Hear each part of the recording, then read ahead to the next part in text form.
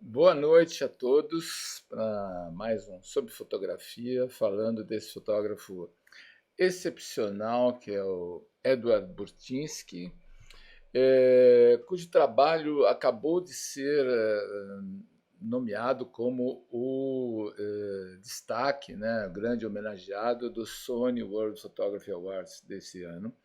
Então, eu já acompanho o trabalho dele há muito tempo e creio que essa é uma oportunidade excelente para a gente lembrar essa trajetória desse fotógrafo, que tem muito a nos ensinar, não só pelo fato de ele ser um grande fotógrafo, pelas suas imagens, por tudo aquilo que essas imagens nos trazem, né, nos evocam, como pelo seu procedimento profissional. Quer dizer, eu acho que quando a gente analisa o trabalho de um grande fotógrafo como ele, né, eu acho que a gente tem assim que observar muitas coisas, porque muitas vezes não é só o fato de você ver se é uma foto interessante, ou se ela é bonita ou não é bonita, mas é o contexto, né? O que é que faz de um fotógrafo como o Eduardo Burtynsky um grande fotógrafo? Por que que ele é tão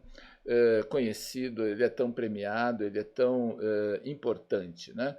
Então, eu acho que isso são coisas que vão além da fotografia e que eu gostaria que a gente começasse a ter uma atenção para isso também, quando a gente observa esses grandes trabalhos, porque a gente pode aprender muito, não só com a imagem, com a qualidade da imagem, né, e da ideia e do contexto, mas com a qualidade da maneira como esse trabalho é conduzido, veiculado e enfim.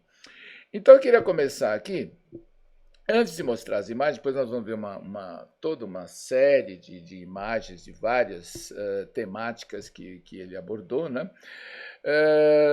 Com esse texto que está no site dele, que eu sugiro a todos, depois eu vou dar aqui o endereço, né? Que visitem e conheçam, porque é um trabalho realmente excepcional. Esse texto, ele fala dessa ideia da paisagem residual, né? Porque como o trabalho dele é muito ligado a, digamos assim, a devastação do meio ambiente causada pelos processos industriais enfim, por toda uma atividade de extração de minérios e essas coisas. Então, fica essa ideia da paisagem residual, é o que é a paisagem que resta, né? A paisagem que a gente pode imaginar aquela paisagem, por exemplo, de uma Amazônia devastada pelo agronegócio, que vai ficando um resíduo daquilo que era, né? Então, diz assim, a natureza transformada pela indústria é um tema predominante do meu trabalho. Eu estabeleci um itinerário que constrói uma visão contemporânea das grandes eras do homem: pedra, minerais, petróleo, transporte, silício e assim por diante. Veja bem, que interessante, né, a ideia que ele tem do próprio trabalho. Veja, uma visão contemporânea das grandes eras do homem. Né? Teve a idade da pedra, a idade do ferro, etc. Quer dizer, na verdade, a evolução do homem na Terra ela foi sempre acompanhada por uma evolução tecnológica, né? Mesmo que fosse para fazer um martelo de pedra, que era uma coisa que dava, e flechas e instrumentos que davam a possibilidade do homem lidar melhor com o seu meio ambiente, com a sua subsistência e tudo isso. Né? Então, ele diz que está tentando trazer uma visão contemporânea dessas grandes eras. Né? E para tornar essas ideias visíveis, vejam bem, tornar essas ideias visíveis procura assuntos ricos em detalhes e escala, mas abertos em seu significado. Ou seja, ele está querendo tornar visível uma ideia de mundo. Então é por isso que ele faz a fotografia. E é por isso que a fotografia dele, por essas razões, acaba tendo tanto impacto. Porque atrás tem toda uma ideia, uma força conceitual que a gente vai ver depois nas imagens. Né? Partes de reciclagem, dejetos de minas, pedreiras e refinarias são todos lugares que estão fora da nossa experiência normal. Então, isso é uma outra coisa que eu acho que é importante a gente notar, porque é o seguinte: o trabalho dele é muito interessante pela abordagem e por uma série de outras coisas que nós vamos comentar depois, mas tem também esse aspecto de que ele está se aproximando de um universo que não é tão conhecido, não é tão óbvio, um universo que é a parte da vida normal da maioria das pessoas, né? Que são esses lugares aí. Aí ele continua: essas imagens são metáforas para o dilema da nossa existência moderna. Elas buscam um diálogo entre atração e repulsa, sedução e medo. Então vejam bem, ele está jogando aqui com outras coisas que também se materializam na fotografia dele, mas que são coisas muito fortes, porque falam da emoção humana, né? Atração e repulsa, sedução e medo, né? Que são coisas que são motores da nossa vida, da nossa ação no mundo, né? Somos movidos pelo desejo, pela chance de viver bem, mas sabemos, consciente ou inconscientemente, que o mundo está sofrendo pelo nosso bem-estar. Então, ele aqui mexe com uma outra coisa muito forte nos dias de hoje, né? Porque a gente, eu digo a gente aqui, porque eu acho que eu que estou falando e vocês que estão me ouvindo, vivemos uma situação que não é aquela da maioria da humanidade, que tem grande dificuldade de sobrevivência, que tem condições mínimas de tudo, né? Então, a gente sabe que o nosso bem-estar, de alguma forma, custa à natureza uma certa invasão, uma certa devastação. Mas a gente gosta de viver bem. Então, esse paradoxo, né, é o que ele trabalha, né? Então, a nossa dependência da natureza para fornecer os materiais para o nosso consumo e a nossa preocupação com a saúde do nosso planeta nos coloca em uma contradição incômoda, que é justamente essa questão, né? Para mim, essas imagens funcionam como espelhos do nosso tempo. Bom, então, sem mais delongas, vamos passar as imagens do Edward e vou começar aqui mais ou menos escolhendo alguns temas que ele cita nesses parágrafos que nós lemos e que estão no site dele como ensaios diferentes que ele fez, né? Então, esses temas aqui, eu fiz uma edição naquilo que pode interessar mais, no fato do que eu vejo de mais interessante no trabalho dele, que é justamente essa questão desses contrastes, né, que ele fala aqui, assim, atração e repulsa, sedução e medo.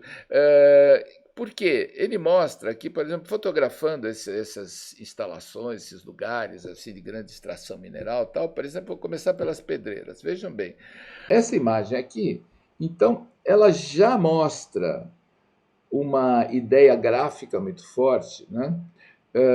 E que tem, por exemplo, aqui você vê essas árvores amarelas, dá uma impressão da dimensão, e aí essa pedra toda recortada, tal, mas é quase uma abstração. Aí quando você olha para a imagem, você vai percebendo os detalhes, você vai percebendo o que é. Esta, digamos assim, dupla percepção que a gente tem da imagem é um dos pontos muito interessantes do trabalho dele, porque o que acontece? Um trabalho como o dele, que tem toda essa força, digamos, expressiva e conceitual, ele poderia se tornar um trabalho que fosse quase que uma demonstração do que ele fala naquele texto. Ele é, mas não de uma forma literal, porque senão seria chato, vira um negócio só político. Olha a beleza dessa outra imagem, dessa pedreira aqui, com a neve aqui desenhando esse fundo e essas linhas brancas nessa parede. Você olha isso aqui, parece um quadro abstrato, uma pintura. Mas quando você vai ver, você vê lá dentro as instalações, os guindastes e coisas várias, tal, que no fim das contas cria esse paradoxo, porque você tem uma beleza de uma coisa que é extremamente agressiva na natureza. Essa outra aqui, por exemplo, que tem escadas longuíssimas, quase inacreditável a profundidade disso aqui. E essa, por exemplo, que parece uma colagem, né? Tal forte a impressão que causa esse triângulo central negro aqui, com essa parede inclinada, essas árvores, mas é uma situação real. Então, vejam bem, aqui o que tem? Ponto de vista, luz, enquadramento, composição sempre. Prestem muita atenção na composição das imagens dele, porque é realmente assim, uma das coisas que eu acho que é mais interessante para a gente como aprendizado, né? Essa daqui, por exemplo, é uma outra imagem que parece também abstrata, né? Ela está, não sei, parece um quadro, mas se você se aproxima, como disse, a gente vai ver sempre esses detalhes. E continuando aqui, essa daqui, por exemplo, é uma outra pedreira um pouco mais vista de cima. Aqui, se vocês, aí não deve dar para ver na tela, mas isso aqui, por exemplo, é uma moto, uma escavadeira daquelas gigantes. Essa aqui é outra. O tamanho desse negócio é incomensurável, né? Aqui um outro detalhe. Mas vejam bem, até essas... se a gente abstrai e vê isso daqui como volumes, formas, linhas, é um quadro, é uma pintura, né? Uma pintura, eu digo, no sentido de que não parece realidade. A realidade fotográfica, porém, está revelada aqui nessas escadas jogadas, nesses homens aqui, que também dão uma dimensão do tamanho desse lugar, né? E aí por diante. Aí eu vou passar para um outro assunto, que é um dos temas que ele abordou, né? Um dos ensaios que tem no site dele. Aliás, essas imagens são todas do site dele. O site é muito bem organizado e as imagens têm uma ótima qualidade de visualização, como deveria ser naturalmente, mas é outra coisa que vale a pena ver, conhecer e notar. Aqui são as minas. Eu acho que é até cansativo ficar falando da beleza e da maravilha que é essa composição que ele conseguiu fazer aqui, né? Quer dizer, as fotos aéreas, de uma maneira geral, sempre foram assim propícias a esse tipo de abstração, né? Mas ele tem um olhar e um senso realmente assim da composição que é incrível. Vejam essa daqui, por exemplo, que é uma das fotos que talvez seja um pouco mais descritiva, mas é muito impressionante, porque aqui você tem uma cidade e aqui você tem um negócio que deve ter uma profundidade de talvez uma centena de metros ou mais, né? E que está na borda desse... Então é um rombo, né? Uma coisa que invade a Terra, né? Essa outra mina aqui vista de cima vira uma coisa completamente abstrata, né? Esses trabalhos, então, eles jogam muito com essa ideia de cor, forma, desenho das linhas. Isso aqui, por exemplo, é absolutamente espetacular, né? Porque você não dá nem para entender se isso aqui é água que vai para reflete o céu, ou se aquilo é o céu. Enfim, vira um trabalho muito poético. Isso é uma coisa muito interessante, né? Porque um trabalho que tem um senso político tão forte acaba sendo uma poesia visual, né? Eu acho que o que ele faz aqui é pura poesia visual. Por exemplo, aqui nesse trabalho, isso aqui são linhas, cores, um desenho, uma... Quer dizer, aí quando você vai lá perto, você consegue identificar alguns traços de realidade, né? E sim, observando lá o horizonte com as nuvens, tem o mar e tal, mas isso aqui Eu acho absolutamente espetacular porque transcende o real e, ao mesmo tempo, é real, né? Aqui, continuando, né, essa série das minas é realmente espetacular, né? Então, tem mina de várias naturezas de produtos, etc., que não vou detalhar aqui, que no site vocês vão encontrar. Um outro tema que ele aborda e que é fundamental para a nossa era, né, assim, sobretudo a partir dos últimos 100 anos, que é o petróleo, né? O petróleo foi um grande motor de desenvolvimento, né, continua sendo, mas também é um tremendo agente de poluição do mundo, né? Tanto do ar quanto da água, do chão. Então, isso aqui é uma plataforma de petróleo. Agora vejam bem essas cores tênues, essa delicadeza e a qualidade dessa imagem, né? Com esses objetos muito alinhados, gráficos, né? Desenhados assim, fica uma coisa que ao mesmo tempo é bruta, agressiva, mas é bonita também de ver. É bonita por causa dessa ideia de composição, dessa organização dos elementos, desse uso da luz, de uma série de atributos que são extremamente fotográficos, né? Aqui é uma área de exatamente, não sei nem o que, mas está na parte está perto de uma coisa de pneus. Então, não sei se são pneus queimando, se é alguma coisa, enfim. Evidentemente, muito, muito poluente, né? E aqui ele mostra um lado quase que quase não, né? Divertido, interessante essa ideia do petróleo, né? Isso aqui é um campo de gelo ou de sal não, é de sal, né? Porque as pessoas estão de camiseta aqui, aonde vão testar um desses carros que anda a 600 km por hora, essas coisas meio esquisitas, né? Então, e que é um outro subproduto da indústria petrolífera toda. Esta é uma fábrica. Ele tem uma série também de fotos de fábricas que foram abandonadas. Essa daqui era de um automóvel que se chamava Packard, que é um automóvel da primeira metade do século XX, que deixou de ser construído. Aqui são campos onde o óleo aflora, é um tipo de extração de petróleo diferente, que é lá no Canadá. Aqui também, lá atrás tem a refinaria, mas veja que interessante, que beleza essa composição, né? Porque o que se destaca aqui é essa figura meio amarelada aqui, né? Que forma um desenho preciso, geométrico, né? E o resto é quase que monocromático, mas quando você vai olhar, você começa a ver uma série de detalhes, né?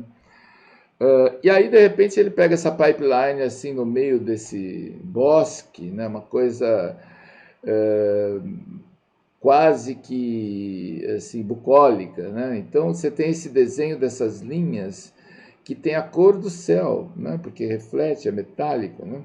E com esse verde monocromático aqui, uma imagem super gráfica, né? Essa daqui também, né? O ponto de vista da refinaria com o navio atracado aqui, mas todos esses panetones brancos aqui, eles formam um desenho muito interessante também, né? Visto desse ponto de vista, o horizonte lá no fundo retinho. E isso aqui é um subproduto também da era do automóvel, né, que são os pneus. Tem um monte de coisa que a gente está entupindo o mundo de lixo, né, vocês sabem muito bem, né? Aqui uma outra imagem dessa coisa dos pneus, né? E isso aqui é o estacionamento de um show ao ar livre do grupo Kiss. E em primeiro plano tem todas essas motos aí, essas motonas americanas, né? De estrada e tal. Aqui um campo de como é que se chama isso aqui, de destroços de aviões, né? Assim, eles têm lugares onde eles colocam isso aqui, ó. Por exemplo, isso aqui são todos B-52 da Força Aérea Americana desativados, que estão jogados lá em algum lugar do deserto, não tem nada para fazer, os aviões vão apodrecendo lá. Aqui é muito interessante essa imagem também, porque existe um rigor muito grande nesse grafismo que ele faz, né? Então, essa imagem, embora esteja fotografada de um ponto de vista superior, assim, ela é absolutamente rigorosa no sentido dessas linhas verticais, que são verticais, não tem uma inclinação devido à perspectiva, nada disso. E isso faz também provavelmente foi feita com uma teleobjetiva, né? Com que esses planos que se achatam, né, com essa teleobjetiva, eles acabem ficando muito gráficos também, né? Muito como desenho que se destaca que é toda uma iconografia do nosso mundo civilizado, né? Petróleo, McDonald's e assim por diante. Isso aqui é uma foto de um evento numa pista de provas aqui americana, né, onde tem esse caminhão, mega caminhão com a bandeira americana aqui. Um pátio de uma montadora de veículos. E isso aqui que é uma extração de petróleo que é muito usual nos Estados Unidos, que tem esse cavalo, né, que é uma coisa que foi fazendo assim, pum, pum, pum, pum, pum, bombando o petróleo para cima, e aonde ele pega e usa esse espelho d'água aqui para refletir o que está em cima, né, também criando uma imagem super gráfica. É interessante que, assim como no caso da Gestalt, que a gente tem fundo e figura, aqui você tem um jogo sempre entre a realidade e a abstração, entre uma imagem que é tão gráfica que ela quase que se impõe por si, né, como a imagem abstrata, mas também traz uma ideia, uma clareza e um significado. Um outro ensaio muito interessante é esse aqui da China, e onde ele coloca aqui, por exemplo, né, sempre uma ideia de coletividade, né? E vejam bem também, aqui, mesmo aqui, o rigor deste enquadramento, né? Então aqui eu não sei bem o que está acontecendo, são operários indo para uma fábrica, alguma passeata. Passeata na China não tem muito, né? Só se for a favor de alguma coisa. Vejam bem, ó, esse refeitório aqui é quase incrível, né? Assim, e uma coisa que sempre eu acho que vale a pena destacar é como essas imagens são produzidas com um cuidado impressionante, né? Então não é só ir lá, né? Que já é uma coisa complicada, né? Você ir para a China, conseguir permissão para fotografar numa fábrica, mas como você se posiciona e como você desfruta dessa oportunidade. Veja essa daqui, que interessante também, que essa sobreposição de pessoas ali trabalhando, né? Aqui também, e ele sempre se coloca nessa posição, quer dizer, esse rigor geométrico e perspéctico que tem nessas imagens, ele torna tudo muito mais forte por causa dessa ideia que a gente às vezes nem se dá tanto conta, né? Olha aqui, por exemplo, a cor, né? Nesse caso, que é incrível, né? Porque é uma imagem que é branca e amarela, praticamente, né? Fora o verde desses canteiros aqui. Depois tem essa perspectiva que vai lá no fundo, né? Isso daqui é um depósito ou uma espécie de lixão com brinquedos de crianças. E aqui com placas de computadores e coisas eletrônicas. Essa imagem é de um estaleiro, né, onde o navio está começando a ser construído, eu acho muito interessante, porque ela também tem esse tom muito delicado, né, assim, de bege, branco e tal, e aí no meio da imagem tem aquele desenho, que é o perfil da proa do navio, né? E você vê praticamente aqui uma fase imediatamente posterior ao projeto, né? E muito anterior ao navio construído, que aqui já está num momento mais avançado, mas vejam bem, até, por exemplo, esse aqui que ele escolheu, o navio ele tá mais ou menos coberto aqui, aqui está aberto, em cima está aberto também. Então, e de repente chega perto de uma proa, de um navio já que deve estar lá para fazer alguma manutenção, e a gente tem uma imagem completamente abstrata, né? Essa, por exemplo, eu acho que é uma imagem, aqui também queria ressaltar, né? Por exemplo, eh, quem já fotografou indústria sabe muito bem que a imagem industrial é uma imagem que é complexa, porque você quase sempre fica parecendo uma coisa documental, né? Aqui nesse caso, você vê uma coisa documental, mas por outro lado, ela é quase.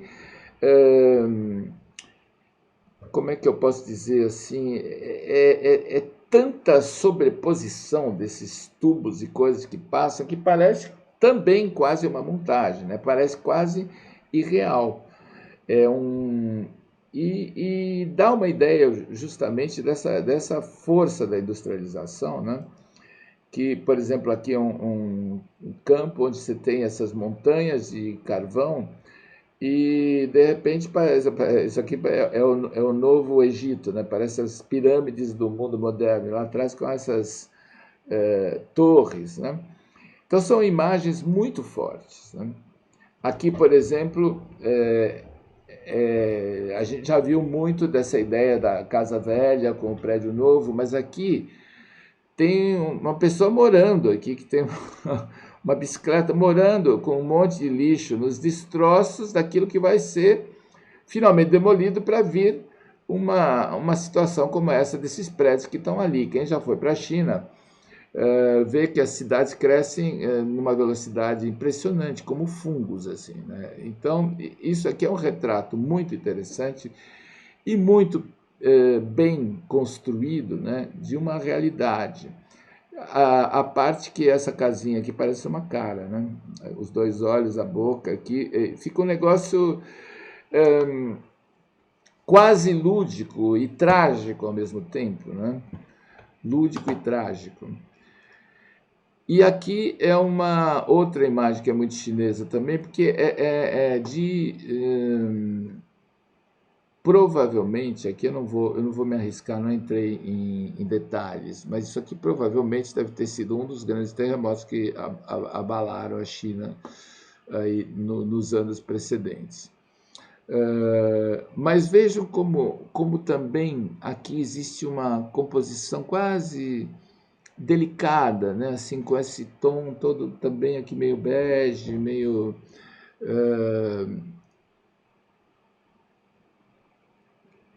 e aí vou passar para esse outro tema que chama Sal, que eu tenho uma predileção assim muito grande sobre isso, que eu acho incrível essa sequência aqui. Esta série é demais, porque aqui você praticamente são todas pinturas abstratas, assim, né? Porque você vê pouca referência. E é muito interessante, é muito bem pensada, né, essa construção que ele faz aqui, né? Vejam que maravilha que é isso, né? É quase tudo monocromático, com algumas intervenções desses pools, essas piscinas do sal que estão ali, né? Então você percebe aqui até a marca dos pneus dos caminhões que chegam lá para recolher, etc. E tal. Mas isso tudo a gente pode pensar nisso, mas o que a gente vê, na verdade, parece uma pintura do Paul Klee. E aí é que eu digo, olha, vejam bem, o, o, muito do que está no trabalho dele vem de referências gráficas e coisas que antecedem a fotografia, né? Pintura, desenho, né? Essas composições são muito interessantes, né? Quer dizer, na verdade, então, o que ele constrói é uma ideia visual fascinante de um mundo que sob vários aspectos, muito assustador, né? Mas vejam a beleza disso aqui, coisa incrível. Eu não tenho palavras para descrever, né? Esses grupos de linhas e formas que vão se destacando, esses quadrados, eu acho assim absolutamente fantástico esse trabalho. Olha só isso. Isso é quase, não sei, é, não sei como dizer, não sei mais o que dizer a respeito, já disse muita coisa. Olha só, isso aqui. São pinturas. E aí tem essa série da água, que a água foi uma série que eu, num certo momento, acompanhei bastante a evolução disso, porque tem uma amiga minha que tem uma galeria em Milão e que representa ele. E na época que ele lançou esse livro da água, ele isso teve muita repercussão, né? Então eu peguei aqui algumas imagens, essa daqui eu acho absolutamente sensacional, porque dá uma ideia de uma potência assim, incrível, né? Se vocês repararem, aqui tem uma espécie de balaustrada, não sei bem o que que é isso aqui, mas é uma água. Isso aqui é o delta de um rio no inverno, né? Então a terra fica toda gelada, aí você tem o rio com esta cor, que faz um desenho maravilhoso, parece uma árvore deitada no chão, uma coisa assim. Aqui a água que está nas montanhas, né? Que é a neve, né? E aqui também vejam que tem esse branco, ele tem um brilho quase metálico, né? E depositado sobre essa montanha marrom, assim, essa rocha muito eh, rústica, né? Muito áspera, né? E você tem esses respingos, então parece realmente, assim, como sempre até agora vimos, né? Uma pintura, né? Isso aqui também é uma planície contém um rio, com essas terras coloridas, né? Aqui é uma imagem quase mais didática, né? Mas ela é interessante também do ponto de vista gráfico, né? Mesmo assim, mas porque mostra aqui a irrigação, né? Você tem do lado o deserto, do lado desse canal, e do outro lado você tem a terra irrigada, aonde cresce a vida, né? Isso daqui por exemplo, se a gente pensa no Egito, né? O Egito tem esse rio, o Nilo, que corta um deserto, né? E por milhares de quilômetros. E tudo que é cultivado no Egito é cultivado às margens do Nilo, porque não existe possibilidade de cultivar nada em outro lugar. Esses aqui são terraços de plantação de arroz, provavelmente, ou de outras culturas, mas que é feita por terraçamento. Eles vão tirando fatias da montanha para fazer essas terras mais planas, né? Isso é uma mina vista de cima, alagada, uma mina de níquel, eu não me lembro bem exatamente do que. E aqui essa foto eu acho interessante por causa da perspectiva, né, que leva você lá para dentro, assim, né, ela te joga lá para dentro, essa espécie de pequeno arquipélago aqui rochoso. Essa é espetacular pelas cores e provavelmente isso aqui é um rio que está desaguando aqui, né? Vocês veem a foz, né? Que vai formando esses desenhos, essas cores. Então é algo transcendental o trabalho dele, né? Mesmo isso aqui, vejam bem, isso aqui é uma plataforma de petróleo no mar, mas as cores desse mar, esse meio tempestuoso, são incríveis, né? Parece realmente sempre desenho, né? Essa daqui também, né? Você juntar essa imagem, você perde quase que totalmente a referência do que é o céu e a terra, né? A água. Aqui essa linha central, ela corresponde a um pipeline que é enterrado, um duto de petróleo, né? Que está enterrado e segue essa linha aqui que vai lá atrás, tem uma outra linha, então vai embaixo da terra, embaixo do mar também. Aqui também é um delta de um rio, que parece uma terminação nervosa, alguma coisa assim, né? E aqui também são rios da Islândia, que é um dos lugares que tem assim paisagens mais incríveis que eu já vi no mundo, assim. Não, quer dizer, eu já vi em fotografia, porque eu nunca fui para a Islândia. Aqui são irrigação que chama-se pivô central. Então você tem um braço aqui com um negócio, para quem já conhece a agricultura, vai virando, esse braço vai virando e vai irrigando toda essa área. Onde ele irriga, cresce planta, onde não irriga, não cresce. Então, isso aqui também é uma área completamente desértica, né? E aqui, por exemplo, são dois pivôs centrais que se sobrepõem, então fica. Esse desenho parece uma coisa tipo de Leonardo da Vinci, né? Assim, pelas cores. E tem esses dois círculos que se sobrepõem e formam um triângulo aqui na interseção, né? De uma outra cor. Aqui também é o delta de um rio. Essas são paisagens feitas na Espanha, né? É absolutamente sensacional, eu acho, esse trabalho dele aqui. Veja que coisa incrível. Isso aqui nem dá para entender muito bem o que é, né? É uma sucessão de painéis de. E aqui também um rio. E finalmente, então, eu quero terminar aqui essa exposição falando desse projeto que ele tem, que é um dos últimos que ele fez, chama Antropoceno. Antropoceno.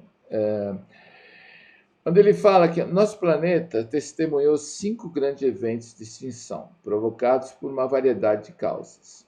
O impacto de meteoro, erupções vulcânicas maciças e atividades de cianobactérias oceânicas que geraram uma toxicidade mortal na atmosfera. Esses eram os fenômenos naturais que governavam o fluxo e refluxo da vida. Agora está ficando claro que a humanidade, com sua explosão populacional, indústria e tecnologia, em um período muito curto de tempo, também se tornou um agente de imensa mudança global. Indiscutivelmente, estamos à beira de nos tornar, se já não somos, os autores de um sexto grande evento de extinção. Então, ele coloca aqui uma coisa muito séria nesse projeto aqui, que é o fato de que nós estamos propiciando talvez uma outra devastação do planeta que vai acabar com a espécie humana. Então, aqui são uma série de fotos que, nesse caso aqui, por exemplo, é um lixão de plástico, né, onde tem essas pessoas aqui, quer dizer, é um mundo todo feito de lixo, né, assim, e de devastação, né? E a ocupação do território, né, do jeito que é feita. Vejam que interessante isso aqui, essas formas, né, de telhados que crescem, é interessante, mas ao mesmo tempo é aterrorizador. Imagina morar num lugar como esse, né, que você quase não tem luz e ar entrando nas casas, né? Isso daqui é a densidade populacional, né, que está aumentando assustadoramente, né? E isso aqui é uma mina, com um trator trabalhando aqui, né? E outra mina, aquelas bem gráficas, né? E assim por diante, Quer dizer, essa daqui é muito interessante, eu quis colocar, porque essa montanha é Carrara, na Itália, é a extração do mármore de Carrara, né? E é curioso porque quando você passa de carro na estrada, ali na costa da Toscana, que Carrara fica na Toscana, do lado direito tem o mar, do lado esquerdo tem as montanhas, você vê essas montanhas que são brancas, né? E no verão. E parece que tem neve, mas é estranho, porque não é a neve, é a cor do mármore que sai da montanha, né? A cor desse mármore branco de Carrara. Aqui também uma mina no deserto, né, de algum metal precioso que eu não me lembro qual é. Essa imagem, acho que de uma beleza indescritível, né? Também uma foto aérea de uma mina. Aqui é incrível também, porque essa é uma mina que tem esse tipo de formação rochosa que é quase inacreditável, né? Com esses desenhos nas paredes, que eu até ilustrei um e-mail hoje com isso. Ele diz então que ele passei a pensar na minha preocupação com antropocenar as marcas indeléveis deixadas pela humanidade na face geológica do nosso planeta, como uma extensão conceitual de meus primeiros e mais fundamentais interesses como fotógrafo. Quer dizer, justamente essas marcas, né, que acabam se confundindo com a ideia da fotografia dele, né? E sempre me procurei mostrar como afetamos a Terra em grande escala. Por isso, procuro e fotografo sistemas de grande escala que deixam marcas duradouras. Aí eu queria colocar algumas coisas sobre o trabalho dele. A questão é a seguinte, como eu disse antes, além do trabalho do Burtynsky ser excepcional do ponto de vista fotográfico, eu acho que ele pode nos ensinar muitas coisas importantes, que eu estou colocando aqui. Esses elementos fundamentais que definem esse trabalho, que são o propósito, a capacidade de realização, né, e a organização.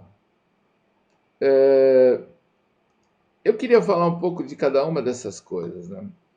O que é o propósito, né? Propósito é uma ideia que se torna a base conceitual e referência de toda a obra fotográfica dele.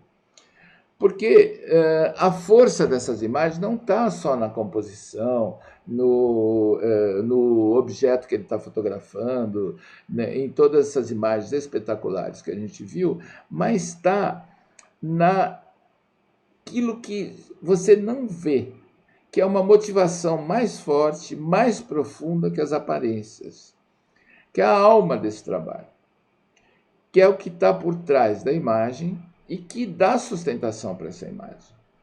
É isso que torna importante o trabalho dele, né? Outra coisa que ainda faz parte do propósito é uma clareza sobre os objetivos e sobre o que fazer, porque esse propósito dele define muito claramente qual é o território que ele vai abordar, certo?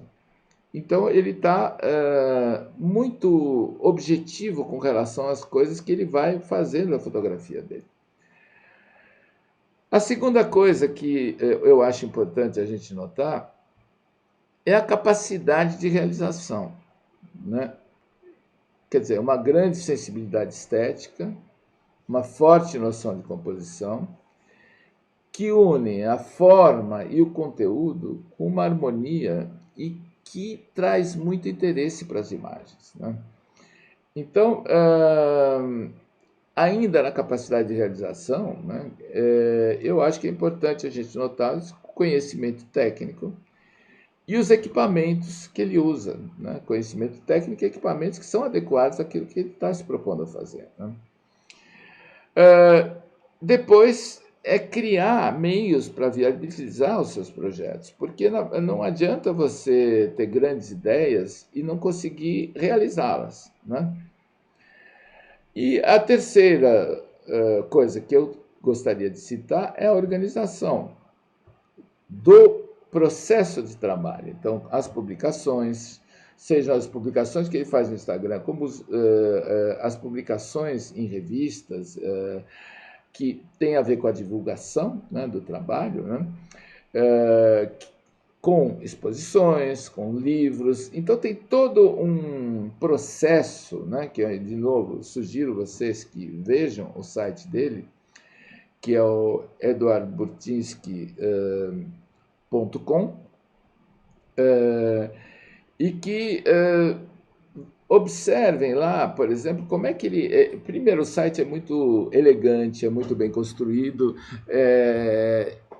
traz muitas ideias interessantes nas fotos, evidentemente, mas também tem uma loja que vende os livros, tem a venda de trabalhos dele, tem toda uma série de conexões, né? Então, o site dele é o que deveria ser um site de todo fotógrafo, que é absolutamente organizado, com as coisas muito claras, com tudo muito fácil de ter acesso, né? E que contém esse trabalho. Eu acho que aí a importância do trabalho dele acaba sendo, digamos assim, como é que eu posso dizer? Não é aumentada, mas é melhor avaliada e melhor, digamos, aproveitada com esse tipo de organização que ele tem no trabalho, né? Organização para criar possibilidades de fazer o que ele quer, né? Capacidade de realizar e também, naturalmente, esse senso de fotografia, esse olhar que ele tem, né? Esse olhar que você percebe que é um olhar muito educado, por isso que eu disse várias vezes que tem a ver com a pintura e tudo mais, né? Muito bem. Agora, eu queria falar um pouquinho, né, sobre essa questão de propósito, né, da Photo Web Academy, né? Para quem não conhece ainda, ou para quem conhece, eu vou recordar algumas coisas, que a Photo Web Academy, o lema da Photo Web Academy é fotografia com propósito, né? Porque eu acho que o propósito, ele dá substância para a fotografia. Ele traz uma outra densidade, uma outra qualidade para a fotografia, né? Então, a Photo Web Academy foi fundada em 2019 com o objetivo de compartilhar os conhecimentos que eu adquiri na minha carreira e ajudar outros fotógrafos na sua evolução. Quer dizer, eu, quando eu cheguei na Itália, eu percebi muito claramente quanto que me faltava de conhecimento, de background, de um monte de coisas que eu fui adquirindo durante os anos, com muito trabalho, muitas viagens, muito estudo, enfim, um processo muito longo, né? E na convicção de que a fotografia é uma forma de expressão, né? Todo o projeto da Photo Web Academy se baseia em desenvolver o olhar e a linguagem fotográfica. O nome PhotoWeb vem de um evento que eu realizei em 2017, né, apresentando entrevistas de 18 grandes fotógrafos brasileiros e para mais de 800 inscritos, né, que me estimulou muito a prosseguir meu projeto, né, de compartilhar meu conhecimento. Essa palavra academy vem do grego, né, e se refere à cultura e ao conhecimento, seu desenvolvimento e transmissão através das gerações, isso do dicionário, né? Uma escola que ensina ou treina pessoas num assunto específico, uma organização que apoia a arte, literatura ou ciência. Por isso que eu pensei em chamar de academy, né? O nome em inglês, porque, no fim das contas, toda a informação relevante que a gente tem sobre fotografia chega primeiro em inglês, que é esse idioma que virou um padrão mundial de comunicação, né? Os cursos e os projetos que existem na Photo Web Academy são pensados para que os alunos desenvolvam uma visão ampla da fotografia, educando seu olhar e construindo sua própria expressão. Quer dizer, na verdade, o que me interessa muito é que as pessoas abram horizontes, né? É mostrar quanto tem para ser feito e quanto pode ser feito para se construir uma expressão pessoal própria, né? E como não existe aprendizado sem prática, né, a experimentação está sempre presente nos cursos, nos workshops, nos desafios, dentro do clube, né, propondo experiências cujos resultados são mostrados dentro de uma comunidade, porque eu acho que é muito importante que a gente possa compartilhar, assim como eu tento compartilhar o que eu conheço e aquilo que eu continuo sempre aprendendo dia a dia, né? Compartilhar também com os outros, né? Vocês compartilharem com os outros o que vocês fazem, com outros fotógrafos, né? Então, o curso A Linguagem do Olhar foi o primeiro curso que eu criei para ser a base fundamental de tudo que um fotógrafo deveria saber sobre fotografia. Pode parecer pretensioso, mas eu, na minha experiência, né, de 45 anos, 21 anos que morei na Europa, trabalhando sempre com fotografia, né, eu consegui ter uma visão da fotografia que é muito privilegiada, mas não porque eu me dou conta disso, mas não para me vantar disso, mas porque eu acabei tendo acesso a um mundo de grandes fotógrafos, artistas, revistas internacionais, agências, galerias, museus, exposições, enfim. Quer dizer, é um universo que eu pude participar e que eu resolvi compartilhar com outros fotógrafos que estão buscando orientação e clareza, né? Eu acho que isso, para mim, é o meu patrimônio, é aquilo que eu construí na minha vida, é o meu conhecimento, né? Então, esse curso não tem similar, porque ele não se parece com nada que existe no mercado de... Você não vai encontrar em escola, na internet, porque ele não ensina técnica apenas, mas ensina a ver e criar imagens. Esse que é o propósito, né, da linguagem do olhar, é dar uma visão muito ampla do que é a fotografia e instrumentos para que as pessoas possam lidar com isso, né? Depois tem o clube. O clube foi fundado no ano passado, que é um espaço de encontro, compartilhamento de ideias, imagens, né? Pensando na formação, né, que a gente faz através dessas lives semanais, entrevistas exclusivas com grandes fotógrafos, que são depois gravadas integralmente só para quem é membro de planos pagos, né, justamente. Informação nos fóruns e grupos de estudo com links, filmes, exposições, livros. Bom, tem muita informação dentro do clube, né? E interação entre os membros, porque isso é uma coisa importantíssima, quer dizer, que a gente possa dialogar com outras pessoas que têm o mesmo interesse, né? Outros fotógrafos que também estão construindo seu trabalho, que também estão fazendo suas coisas, né? E aí a gente tem essa galeria da galera, você pode colocar seus dados de contato, suas fotos, além de participar de desafios e outros espaços que são criados dentro do clube. E, finalmente, eu queria falar aqui da mentoria. Quer dizer, que nos últimos anos eu percebi que para melhorar a qualidade daquilo que podia ser o meu suporte para quem quer atingir seus objetivos de uma maneira mais rápida e eficaz, eu comecei a propor essas mentorias, onde eu ofereço a minha ajuda pessoal para trabalhar com você, resolvendo as suas questões. Eu vou pegar de cada fotógrafo, fazer uma análise do processo e vou dizer para essa pessoa o que eu acho, o que vale a pena investir, o que não vale a pena investir, aonde que o trabalho dele aponta, como é que ele pode enxugar o que ele faz para que tudo fique mais claro, fique mais fácil, para que ele atinja seus objetivos de uma maneira mais consistente e mais rápida, né? Eu acho que essa é a ideia da mentoria, né? E eu, assim, com muita alegria, eu posso afirmar que depois de várias turmas, mais de 2 anos que eu comecei a fazer mentorias, eu vejo que 100% dos participantes têm resultados positivos.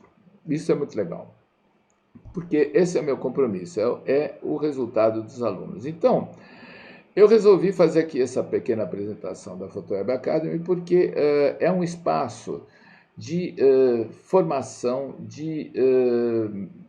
onde eu procuro trazer informação realmente de qualidade.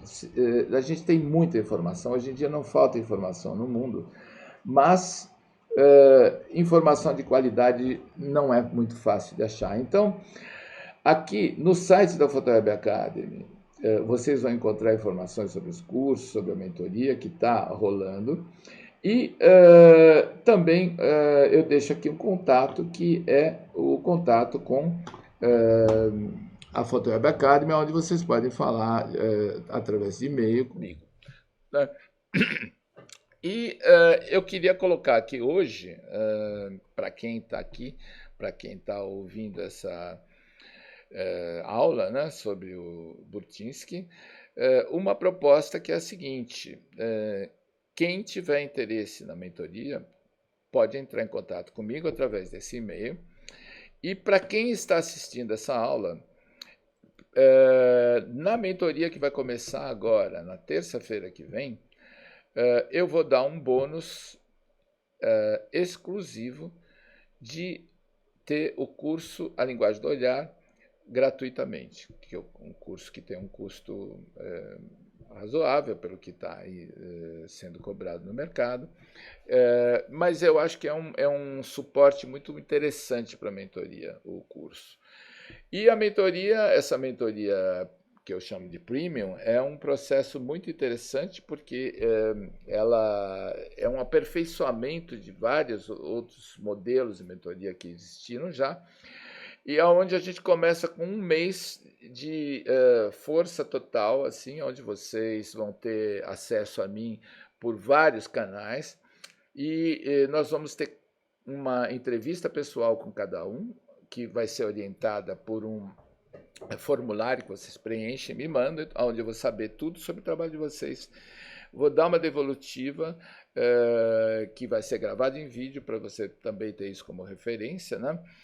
E nessa conversa, então, vou fazer uma análise, uma edição daquilo que você faz, vou dizer para você o que, do meu ponto de vista, é mais relevante, aonde é interessante você trabalhar e o que nós vamos definir para ser um projeto, que então vai começar num período de um mês, com 4 encontros presenciais online, né?